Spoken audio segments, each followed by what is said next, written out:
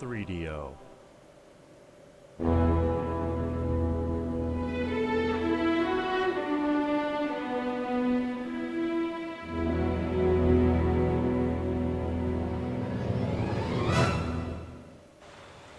Somewhere in the dark tunnels beneath the earth was the World Tree, the wellspring of life.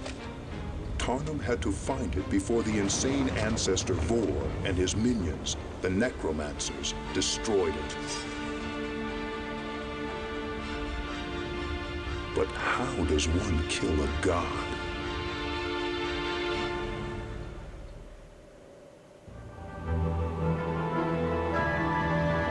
Hello and welcome to Heroes Chronicles, the World Tree.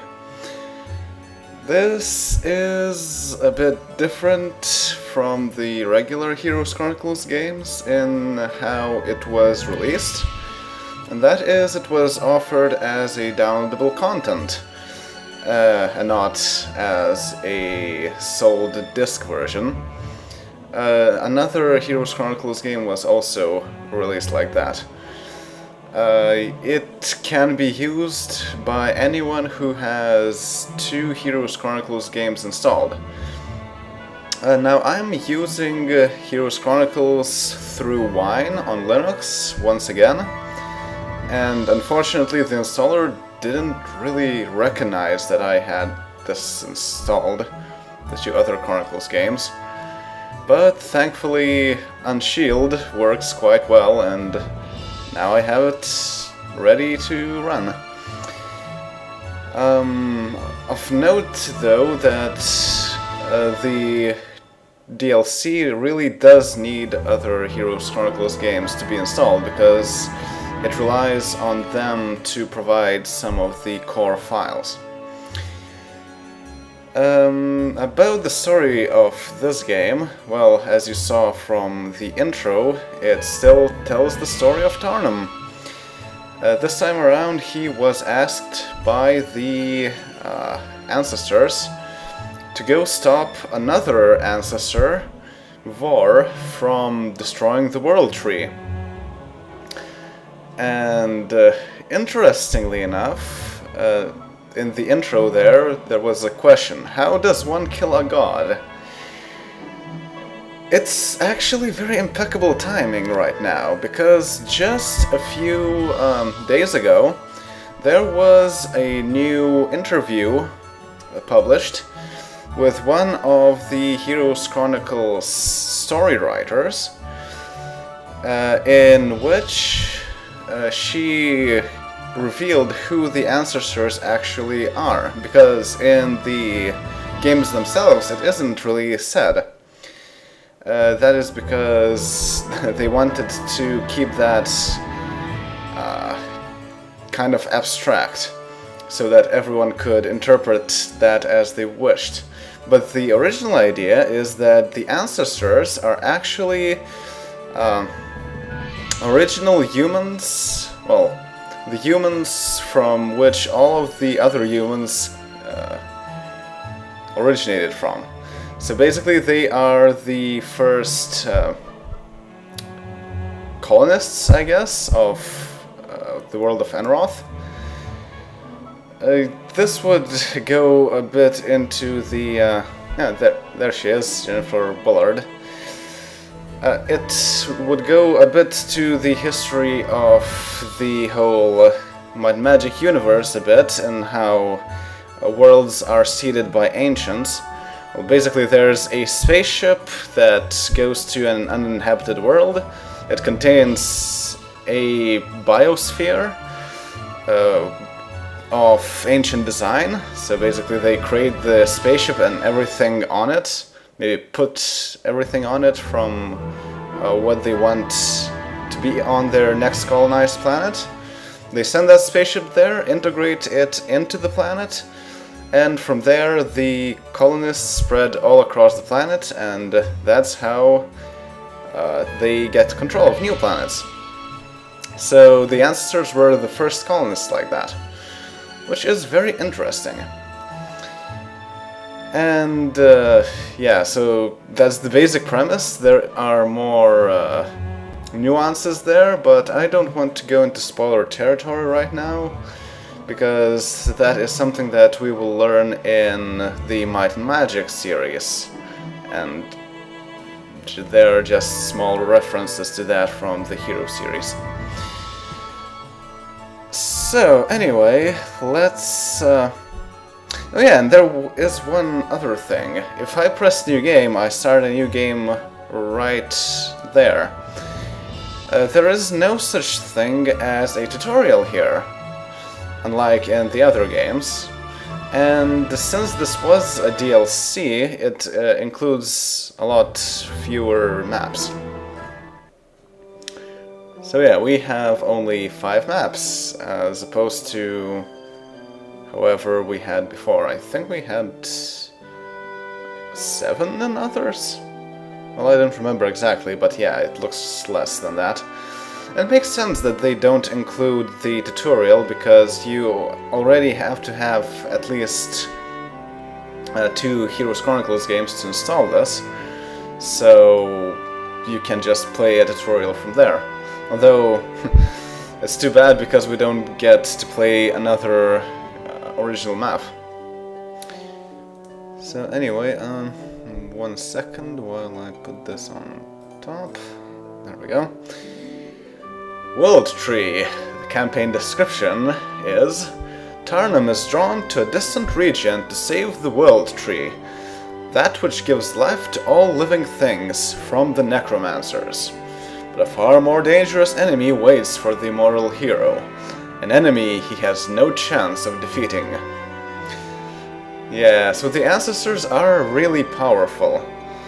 Like, for the original colonists, they obviously had contact with the Ancients, and probably quite a lot of their powers, if they aren't Ancients in and of themselves. The interview wasn't really conclusive on that point. And Ancients have very good control over both magic and technology. So this will be interesting to see how this is actually handled. And of course, Ancients and Ancestors as well are very good at planeswalking. So yeah, the first scenario is A Distant Cry. Tarnum must defeat all Necropolis towns in the area. If Tarnum loses a battle, then the entire campaign is lost, for it is he that everyone relies on. Heroes are limited to level 8, but Tarnum and his 2 best heroes will transfer over. Oh, 2 best heroes, interesting. And we have a choice, 20 hobgoblins or 20 wood. Now, I have played a bit of this scenario just to see if everything works correctly. And I'm still not sure which one is better. But you do need to fight to get to the wood, so I think I'll choose hobgoblins. And I'll go on hard difficulty, because that is fair difficulty. So, let's see what story we can find in the cutscene here. Tarnum traveled alone, drawn to a distant, sparsely populated region to save something called the World Tree. He didn't know what it was, or even what threatened it, yet he felt he was the only one who could help.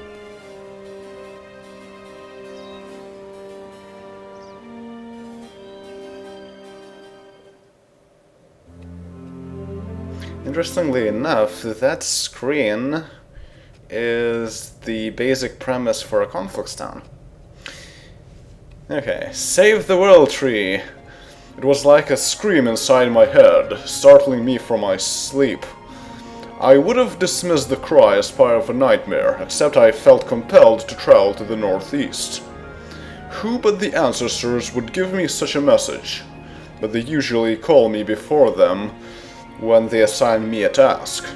Why would they give me such an obscure command? Nonetheless, I followed the feeling inside me and rode hundreds of miles to the northeast, where I joined the remnants of a barbarian tribe. These people have lived here for countless generations, guarding the secret caves and the surrounding mountain, even though they didn't know why. Then the necromancers came, defeated them, and entered the caves. No one has seen the necromancers since. I guess I have been summoned to this place to battle the necromancers, so I've entered the caves as well. So Tarnum didn't get a direct command from the Ancestors, which makes sense because the rogue Ancestor probably can spy on their communications. And this is a barbarian tribe that's guarding the World Tree, but they were defeated by the Necromancers. So we're playing as Stronghold against Necropolis. So kind of like in Warlords of the Wasteland, and is the same picture of Tarnum as there. So his description still reads the same. Judged by the Ancestors as unworthy of entering paradise, Tarnum wanders the land seeking redemption for the crimes of his past. He is the moral hero, a timeless protector, but personally troubled by the doubt that he can ever make up for the tremendous wrongs he performed in his youth. Yeah, so with this new information about who the Ancestors are, I have a hypothesis that the reason why they made Tarnum the moral hero is actually out of spite. And that Braccadoon was the extension of the colonial government, and since the Ancestors are the first colonists of the planet, it would mean that Tarnum was going pretty much against Ancestors outright. So cursing him into not being able to exit the existential plane would probably be an interesting way of both controlling him and punishing him for going against the Ancestors and the Ancients. Anyway, his specialty is offense. He receives a 5% per level bonus to offense skill percentage, which is pretty good. That's one of the best specialties, actually, because it scales very, very well with the levels, and having that on the main character is an additional bonus. And he is a might hero, so that means he will get a lot of attack and defense. Alright, so let's see what is up.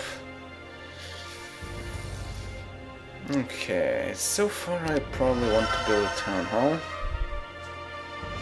I will want to get 2 more heroes here. After a generous tip, the barkeep whispers, when attacking an angel, devils strike with tremendous anger. That's true. Ogres, goblins. I don't want either. Well, goblins are not that bad because hobgoblins are pretty fast. But ogres are absolutely worthless. Although I'm not sure what they add. If it's only attack and defense or if it's also speed. Because if they do add speed to ogres, it would be pretty interesting. Okay. Otherwise, I want to buy some more goblins. There's lots of skeleton warriors there. Let's pick up things before that. Your horse stops, catching the distant sounds a moment before you do, moaning. A shiver runs down your back, but you continue. Yeah, those necromancers, they seem to be around. Yeah. We're fighting enemies from the Necropolis.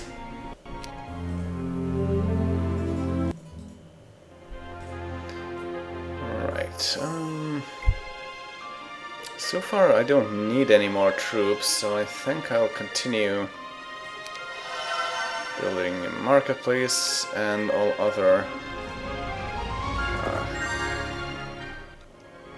economy buildings. Okay, there's a learning stone. What can we get? Oh! Basic armor.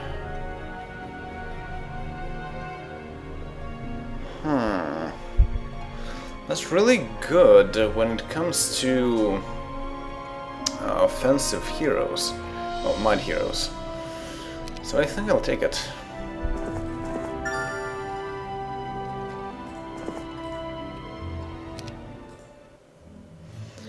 One of my scouts witnesses a strange battle yesterday.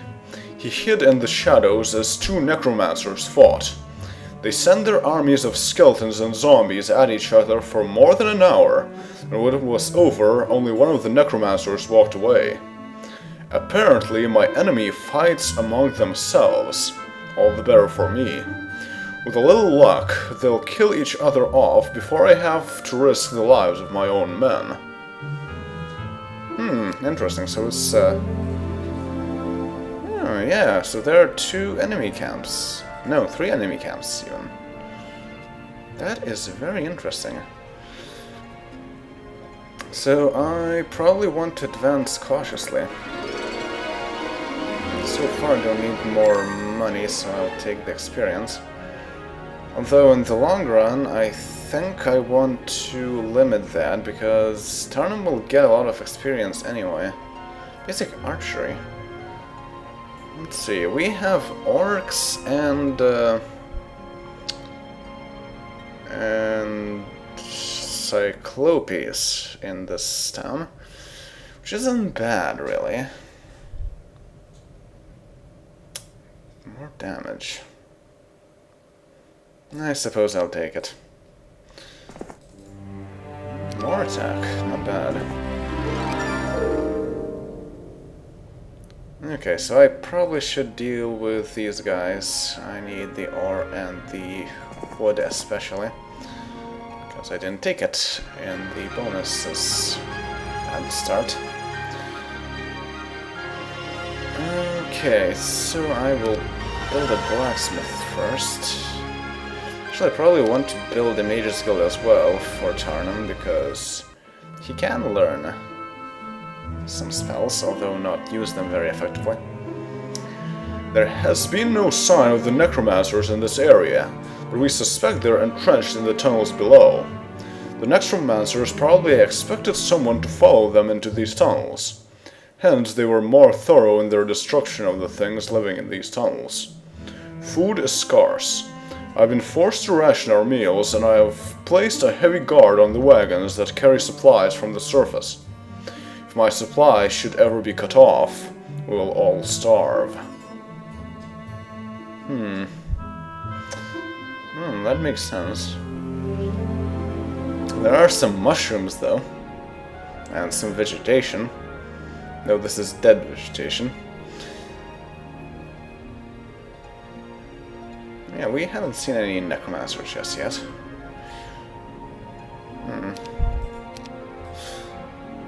Actually, yeah, we are on the top, and this is more underground, apparently.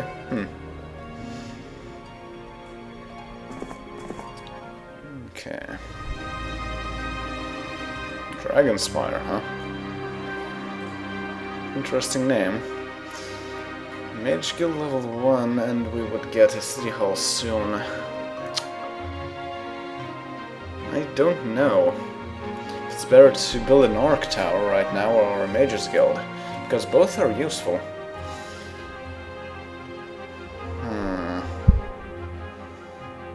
Probably an orc tower, though. Yeah. Because I don't have much to spend my gold on right now. I will have quite soon, but not right now, and I need them to deal with the skeletons. Ahead you spot the scene of an old battle. The skeletal remains of fallen soldiers litter the ground, and a foul stench wafts toward you. But wait! One of them moves! It stands, brandishing a sword much in need of a polish. Then another stands, and another. This is a trap! It's a trap. Okay, so they're afraid of me. That's a good sign. I probably should put these guys down and those guys up. They move 5. Okay.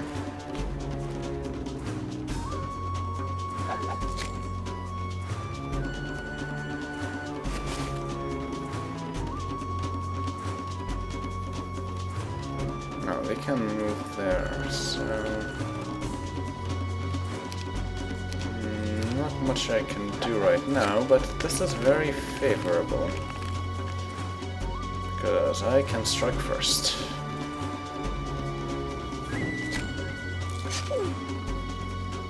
Ow, 2 goblins, come on.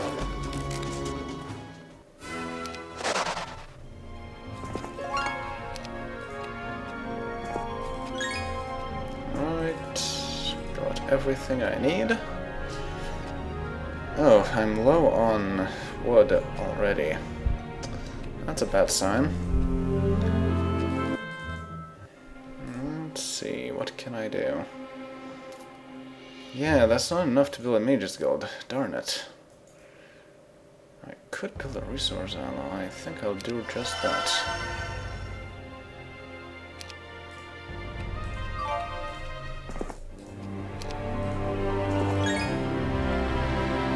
More skeletons. Oh, again forgot to switch places. And now there are 2 of them, so they're not as afraid of us as the last ones were. Oh, straight arrow. Nice. And morale. Double nice. And 1, 2, we move 5, right? Yes. Okay, I can go wherever.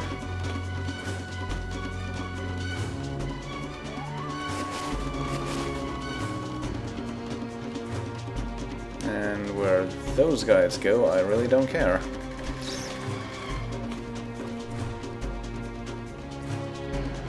Turning to 59. I don't think that would get rid of them.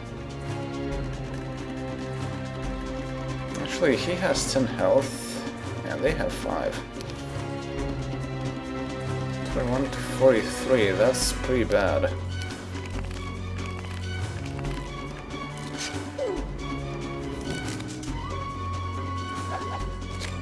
That should soften them up a bit. Oh, really? Well, thanks, I guess.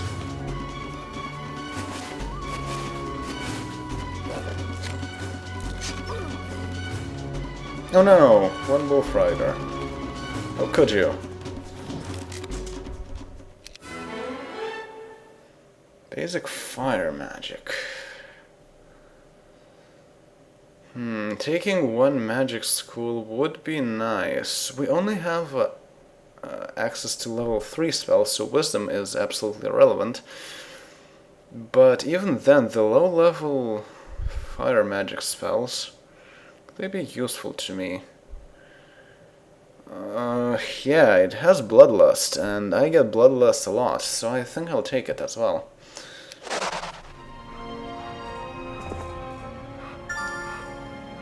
Alright.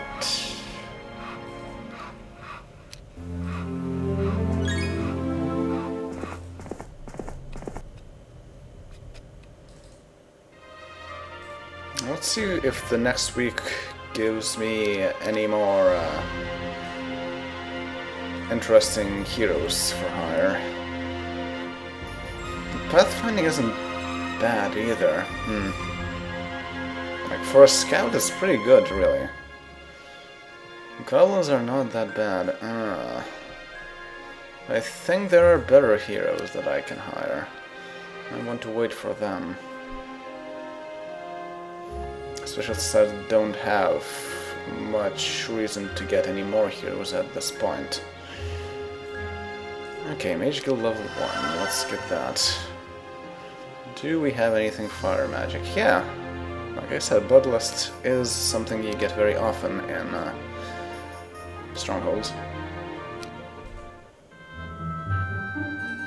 Still, the Ancestors are quiet. Not a word since I was awakened by the words, "Save the World Tree." I'm still not sure if I'm on the correct path.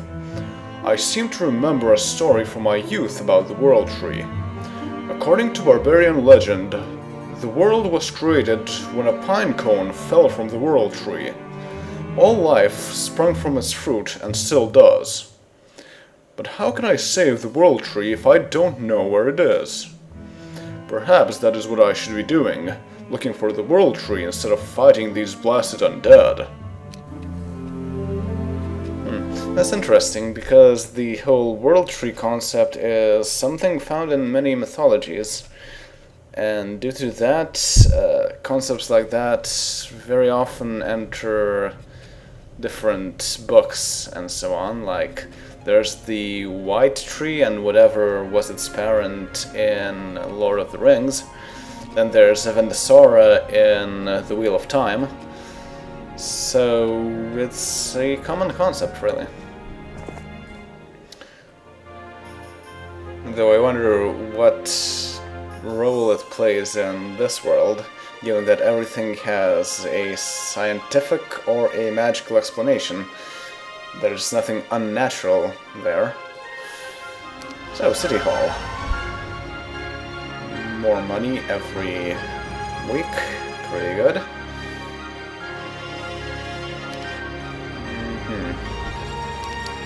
Alright, I want a spellbook. And that gives me an ability to cast it with increased efficiency. Okay. Can't Tarnum go anywhere?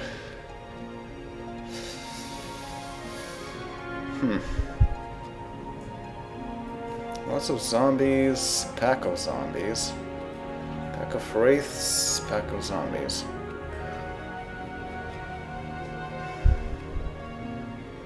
Okay, I suppose I'll go up there, and then on the next week I'll get a hero that can transport things to Tarnum. Also, I would normally go for the Sulphur Dune, but I played long enough this scenario that I know that there's something special when you attack these zombies. We got the Thunderbird, huh? That's not bad. Though we didn't have a Thunderbird dwelling. Okay, so I'll build a citadel.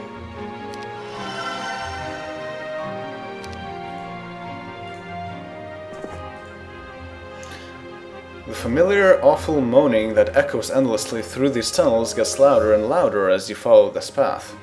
Finally, out of the darkness stumbles the source of the sound. Zombies.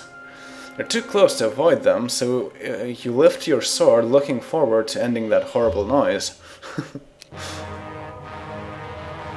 Well, they are confident, and I still forgot to range things. Bloodlust costs 4 spell points. I don't have any direct attack spells either. Well, that would make one of our people super powerful. So I think I'll give that to whoever does the first strike. Okay, so first of all, wait for them to move. Wait with him too.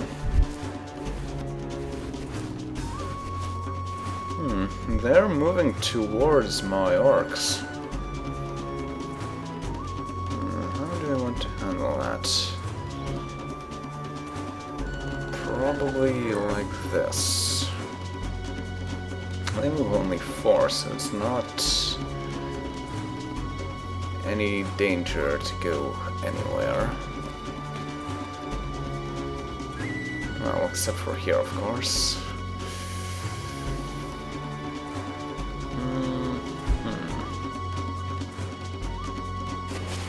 Okay, I'll put this guy here, that guy there.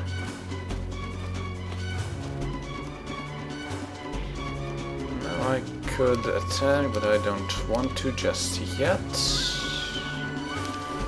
I'll wait around as well. The zombies cannot get any morale boosts because they're undead.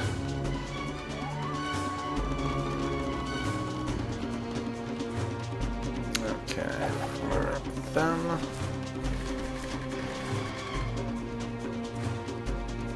Okay, so he gets the first strike, so I'll give him Bloodlust.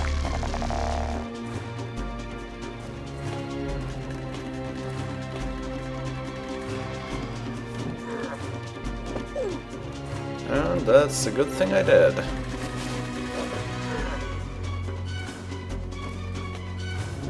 No. They're sort of resistant. Okay, let's give another Bloodlust to these guys. And I probably want to attack these zombies. That one zombie is of no consequence. Ow.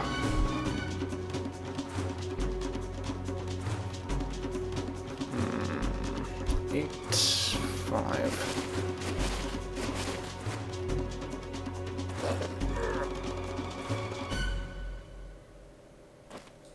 Right. Actually, I probably should have attacked them. No. Well, I know who I'm attacking with my orcs. Very nice of them to be in good range, too. What? How did that happen? 8 and 1. That's just unlucky. Well, I lost a lot of people here. By a lot, I mean a few.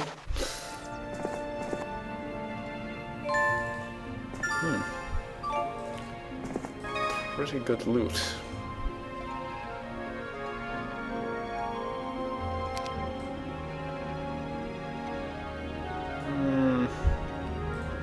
Actually, yeah, so that is all that I wanted to show today, because our time is up. So I'll just save this. Oh, nice icon. If you don't know, you cannot actually see icons all that well in Wine, unfortunately. Okay, let's just save it as campaign A. So yeah, see you all next time with more Might and Magic 2 Gates to Another World. Later.